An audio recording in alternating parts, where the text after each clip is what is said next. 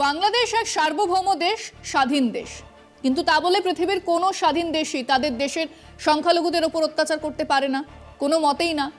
আর সেরকমটা হলে প্রতিটা দেশ তাদের নাগরিকরা সেই অত্যাচারের বিরুদ্ধে কথা বলতেই পারে।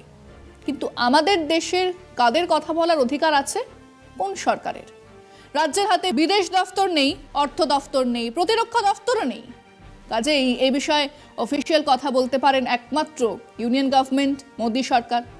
কিন্তু কোন মুখে বলবেন? নিজেদের দেশে আকছার সংখ্যালঘু মানুষজনকে পিটিয়ে মারার ভুরি ভুরি অভিযোগ আছে।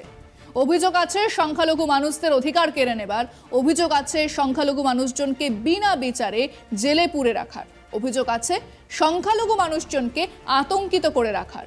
বুলডোজার চলেগা হুমকি দিচ্ছেন রাজ্যের মুখ্যমন্ত্রী। জানেন না দেশের স্বরাষ্ট্রমন্ত্রী?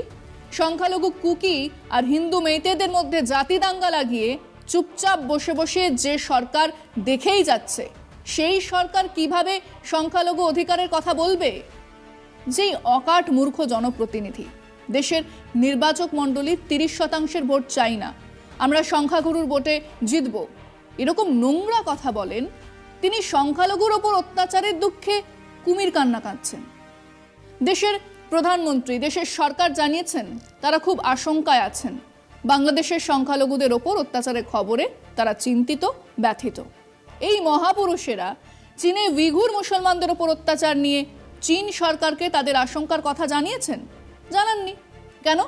কারণ তারা সংখ্যালঘু কিন্তু মুসলমান। তো আমাদের কাঁথের খোকাবাবুর যদি এত দুঃখ, তার বুক ফেটে হুহু করে চোখের জল গড়াচ্ছে, তো তিনি দিল্লি যান, নরেন্দ্র মোদীকে বলুন, যা করার তো তিনিই করবেন। এবং এটাও তো জিজ্ঞেস করতে হবে যে কতদিন তিনি ওই বেগম হাসিনাকে তার আশ্রয় রেখে দেবেন। এ নিয়েও তো বাংলাদেশের সংখ্যাগুরুদের ক্ষোভ আছে।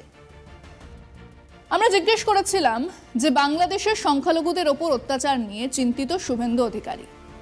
1, প্রধানমন্ত্রীর কাছে প্রতিকারের দাবি জানাচ্ছেন না কেন?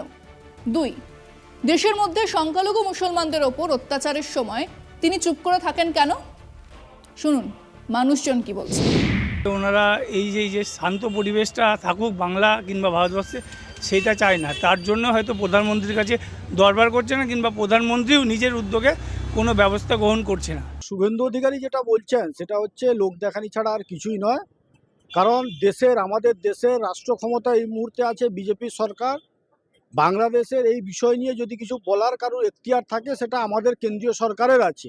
শুভেন্দু অধিকারী এখানে নাটকবাজি না করে উনার যে সরকার, কেন্দ্রীয় সরকার, সেখানে বিষয়টা উত্থাপন করতে পারেন। শুভেন্দু অধিকারী হয় অত্যন্ত বোকা, না অত্যন্ত মূর্খ, আর না হলে এক নোংরা রাজনীতি করতে নেমেছেন। পাশের এক সার্বভৌম দেশের ভেতরে যা ঘটছে তা নিয়ে কিছু করার হলে, কিছু বলার হলে তা তো মোদী সরকারকেই করতে বা বলতে হবে। তিনি কলকাতায় বাংলাদেশ দূতাবাসে বিক্ষোভ দেখিয়ে বা বেনাপোল পেট্রাপলে সমাবেশ করতে গিয়ে তিনি কি প্রমাণ করতে চাইছেন? আসলে সেই ভোটের রাজনীতি, হিন্দু ভোট কনসলিডেশনের রাজনীতি, এটাই ওনার কাছে একমাত্র পথ। এক নোংরা সংখ্যাগুরু সাম্প্রদায়িকতাকে কাজে লাগিয়ে বাংলার মসনদে বসার চেষ্টা তিনি চালিয়ে যাচ্ছেন, যা কোনোদিন পূরণ হবে না।